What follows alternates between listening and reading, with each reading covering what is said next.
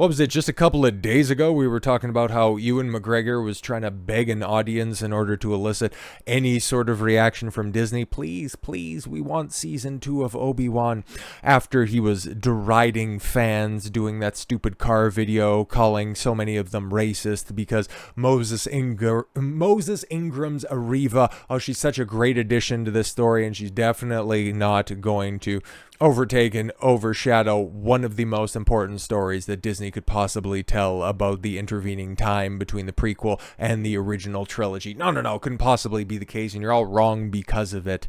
That was after the 3rd episode of the series, and then you wonder, like, over a year and a half later, why nobody's enthusiastic about a potential 2nd season. I wonder why. But deciding that the pool on a Disney Plus, Lucasfilm, Star Wars streaming shows wasn't sufficiently cool enough, Samuel L. Jackson, who is at this point in time willing to do anything for a paycheck, like, bro, if it wasn't apparent enough that, you know, he was willing to go ahead and sacrifice his legacy characters at the altar of profit with Secret Invasion last year, him openly campaigning for a Mace Windu Disney Plus show with the preface that he's not dead.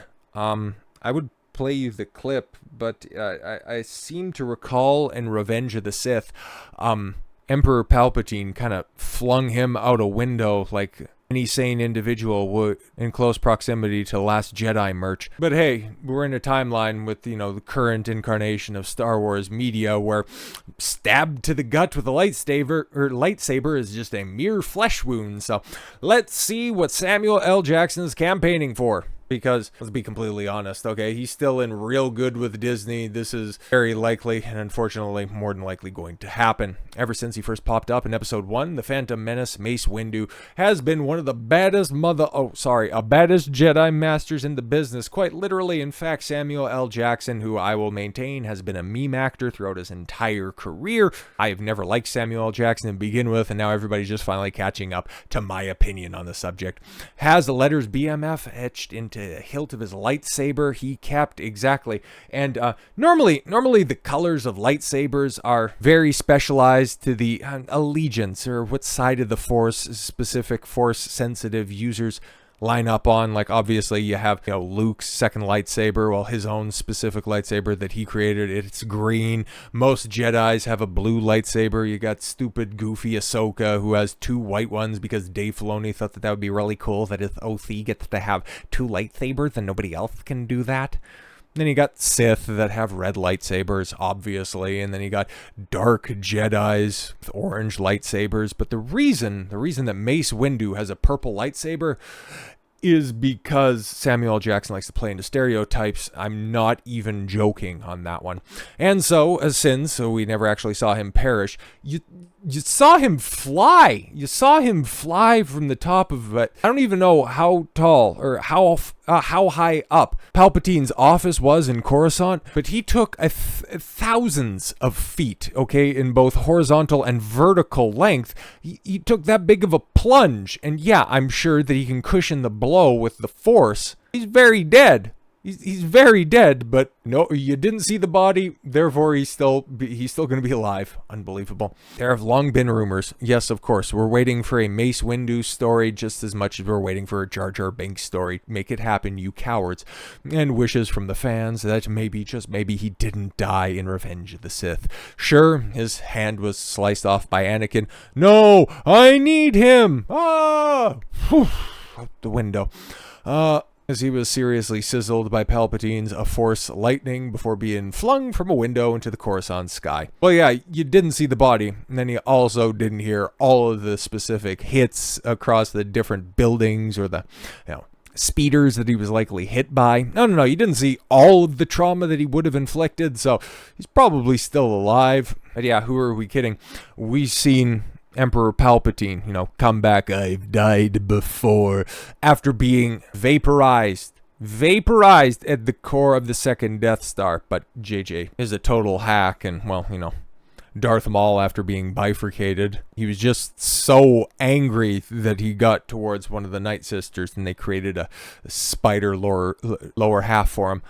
Oh my god, Star Wars outside of the OT and the prequels, absolutely stupid. But in the Star Wars galaxy, is really enough to kill the coolest Jedi. The coolest? I don't know. I think Mark Hamill's kind of a shitty individual, but I'm going to go with Luke being the coolest, man. Like, he's the most affluent in the Force. Not according to Jackson, who in the new issue of Empire celebrating 25 years of the Star Wars prequels. Yeah, because Phantom Menace is going back into theaters in May, that's kind of crazy. It'll be interesting to see how well it does. We fired off a few questions about the galaxy far, far away and the man himself, and he responded with a series of brief, emphatic messages. Most notably, that he had 3 words to say on Mace Windu's death scene. He's not dead. But Star Wars, especially under the Disney banner, definitely is. That's that settled then. 2 more words is sure to make fans' imaginations on the subject of what he would want to do with the Mace Windu-centric Disney Plus series. Jackson responded, everything, yes! But he only responded in caps lock. I'm just wondering. Like I said, he's a meme. So there you have it. Samuel L. Jackson wants a Mace Windu show as much as you do. Ugh. Jackson, who popped up as Windu for a brief voice role in, yes, Episode 9, Rise of Skywalker, because Rey is, she's all the Jedi. Talking to Rey in her final moments on Exegol alongside a host of other Jedi voices. Yeah.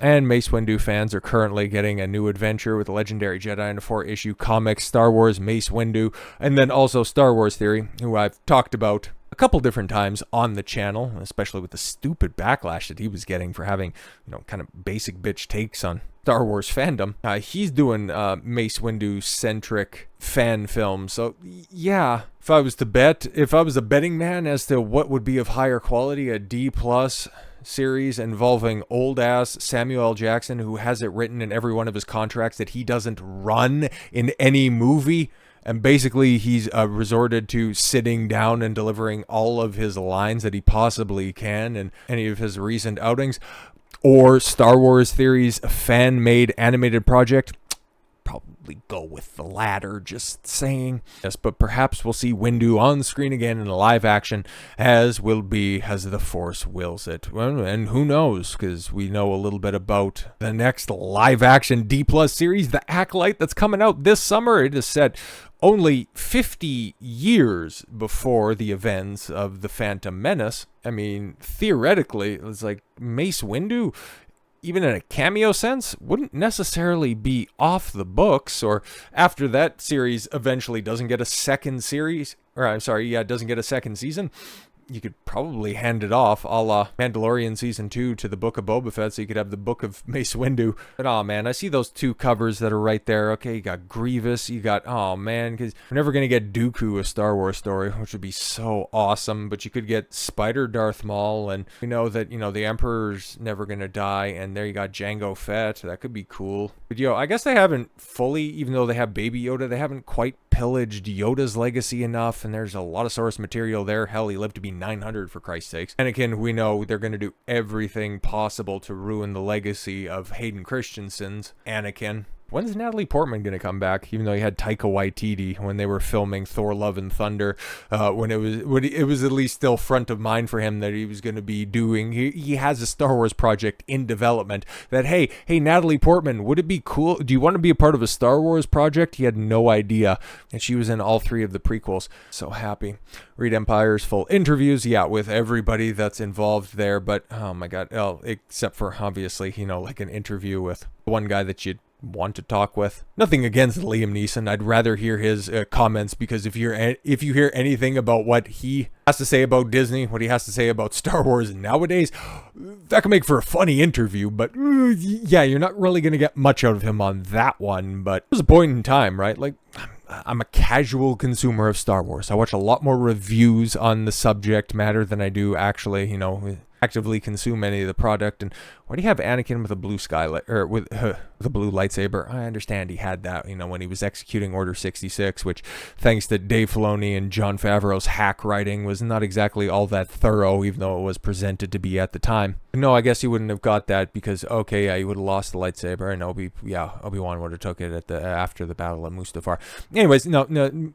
Retroactively, let me take that back, okay? That makes sense. That makes sense if you're going to go ahead and do that. But Grievous, a General Grievous backstory? Like, I understand that it was filled in somewhat in the Clone Wars, but who actually cares? But a General Grievous show? all of these are, based on the fact if they were good or not. That would have been cool. Qui-Gon Jinn, that would have been great. And then even the original topic at hand here, Mace Windu, Samuel L. Jackson, back when he actually gave a damn about delivering a good performance. All of this could have been great. But we don't live in that timeline. Disney Plus just simply hemorrhages out all of these projects with little to no care over the top of them. So yeah, when we do eventually get the announcement that Samuel L. Jackson will be reprising the role of Mace Windu in a live action series, brace for disappointment. And with all that said, thank you all very much for the gift of your time. I've been Don Consuelo. I want you to follow your gut and get after it. Take care, everyone.